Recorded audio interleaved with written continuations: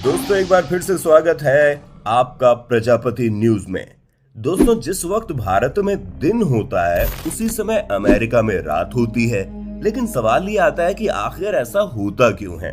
वो ऐसी कौन सी वजह है जिसके कारण समय में इतना बड़ा बदलाव देखने को मिलता है। तो दोस्तों इन सवालों का जवाब जानने के लिए वीडियो में अंत तक चिपक कर बैठ जाइए, क्योंकि आज की इस वीडियो में मैं यानी आपका दोस्त विशाल प्रजापति आपको कुछ ऐसी बातें बताने वाला हूँ जो आपके होश उड़ा के रख देंगी।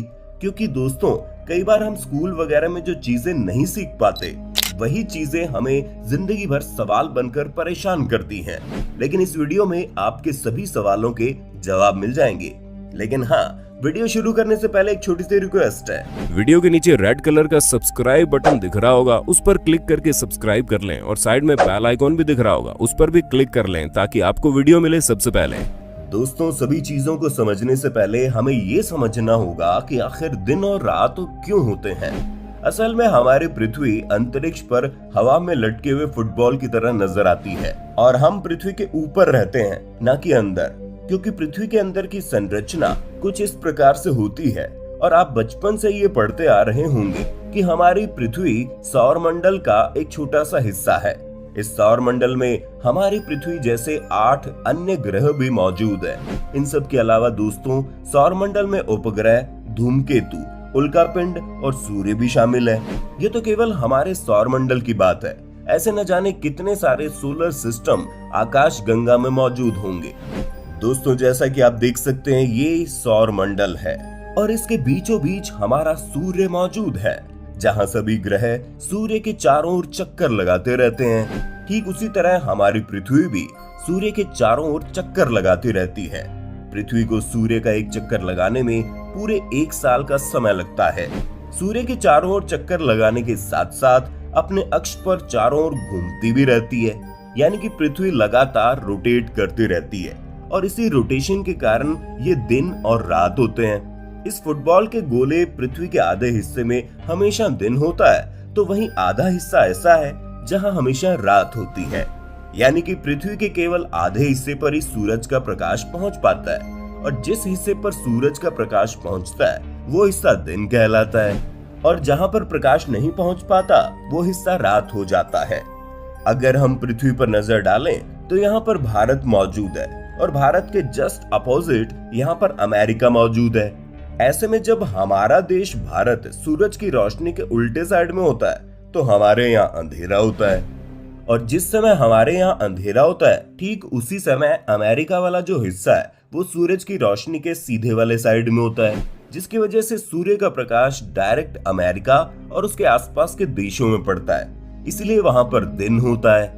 जैसे कि इस समय अमेरिका में रोशनी पहुंच पा रही है इसलिए वहां पर दिन है। लेकिन जैसे जैसे पृथ्वी पश्चिम से पूरब की ओर घूमती है यानी कि रोटेट करती है तो हमारी पृथ्वी भी धीरे धीरे सूरज की रोशनी के संपर्क में आने लगती है और जब सूरज की रोशनी डायरेक्ट पृथ्वी पर पड़ती है तो हमारे यहाँ दिन होता है और ठीक उसी समय अमेरिका पीछे वाला हिस्से में पहुंच जाता है, इसलिए वहां पर रात हो जाती है।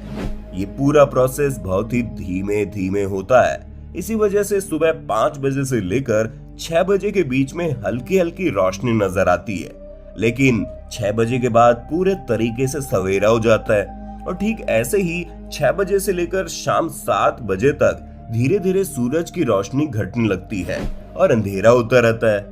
ये सब कुछ धीरे धीरे इसलिए होता है क्योंकि पृथ्वी अपने अक्ष पर घूमती रहती है, जिसे घूमने में थोड़ा समय लगता है, वरना अगर अचानक से एक झटके में अंधेरे से रोशनी हो जाएगी तो बहुत ही ज्यादा गड़बड़ हो जाएगी। अब आप ये समझ लीजिए कि ब्रह्मांड में हो रही हर एक चीज पूरे नियम कानूनों के साथ चलती है ताकि किसी भी तरह की कोई परेशानी ना हो। इसी वजह से जब भारत में शाम होने लगती है तो अमेरिका में सुबह होनी शुरू हो जाती है और जब भारत में दोपहर होती है तो अमेरिका में आधी रात हो जाती है। ये सब कुछ अपोजिट चलता है क्योंकि अमेरिका हमसे ठीक अपोजिट में मौजूद है। अगर हम अपने आसपास के देशों पर नजर डालें जो हमारे पड़ोसी देश हैं, उनके और हमारे समय में ज्यादा फर्क नहीं है क्योंकि कुछ देश पहले सूरज के संपर्क में आते हैं तो कुछ बाद में, और ऐसा होने में ज्यादा से ज्यादा 1 से 2 घंटे का फर्क आता है। लेकिन अमेरिका हमसे डायरेक्ट अपोजिट है, इसलिए जब यहाँ दिन होता है तो वहाँ रात होती है और जब यहाँ रात होती है तो वहाँ दिन होता है। कम शब्दों में कहा जाए तो ये सब कुछ पृथ्वी के घूमने के कारण होता है। लेकिन अक्सर हम ये सोच बैठते हैं कि सूरज पूरब से निकला है और पश्चिम को डूबेगा नहीं। सूरज अपनी जगह पर ही रहता है। वो तो हमारी पृथ्वी है जो अपने अक्ष पर चक्कर काटा करती है। सवाल ये आता है, जब पृथ्वी घूमती है तो हमें महसूस क्यों नहीं होता? तो दोस्तों, इसे समझने के लिए हम ट्रेन का उदाहरण ले सकते हैं। जिस तरह चलती हुई ट्रेन के अंदर हम लोग रहते हैं और अंदर बैठे व्यक्ति या वस्तु को देखते रहते हैं तो हर कोई स्थिर नजर आता है, क्योंकि हमारे साथ मौजूद सभी वस्तुओं और व्यक्तियों के अलावा ट्रेन भी चलती रहती है। उसी तरह हमारी पृथ्वी के साथ सभी वस्तु, व्यक्ति और हमारा घर, हर एक चीज लगातार घूमती रहती है, जिसे हम महसूस नहीं कर पाते हम घूम रहे हैं क्या। और पृथ्वी के रोटेट होने की स्पीड इतनी कम होती है कि इसे महसूस कर पाना लगभग नामुमकिन है। और जब हम ट्रेन से खिड़की के बाहर देखते हैं तो हमें ऐसा लगता है कि सभी चीजें पीछे की तरफ जा रही हैं, जबकि हमारी ट्रेन आगे की ओर बढ़ रही होती है। ठीक उसी तरह जब हम सूरज को देखते हैं तो हमें ऐसा लगता है सूरज निकल रहा है और डूब रहा है, जबकि सूरज तो अपनी जगह पर ही होता है। हमारी पृथ्वी ही अपनी जगह पर घुमा करती है, जिसकी वजह से दिन और रात जैसी चीजें हमें देखने को मिलती है। जितनी रफ्तार से पृथ्वी पश्चिम से पूरब की ओर घूमती है, उतनी रफ्तार से अगर आप पूरब से पश्चिम की ओर चलते जाएं, तो अगर सूरज की दिशा में आप हैं तो हर वक्त सूरज की दिशा में ही रहेंगे। 24 घंटे में पृथ्वी एक चक्कर लगाएगी तो आप भी पृथ्वी का एक चक्कर लगा चुके होंगे। उम्मीद है आपको सारा कॉन्सेप्ट अच्छी से समझ में आ गया होगा। अब आप वीडियो के बारे में क्या कहना चाहते हैं कमेंट में बताइए, और ऐसी वीडियोस को देखते रहने के लिए सब्सक्राइब करें। और हाँ, हम फिर मिलेंगे नई वीडियो में, तब तक के लिए जय हिंद, जय भारत। दोस्तों, आपकी स्क्रीन पे 2 और वीडियोस दिख रही हैं, जिसे देखने के लिए आप इस स्क्रीन पर क्लिक करें। दोनों देखिएगा, बहुत अच्छी वीडियो बनी है।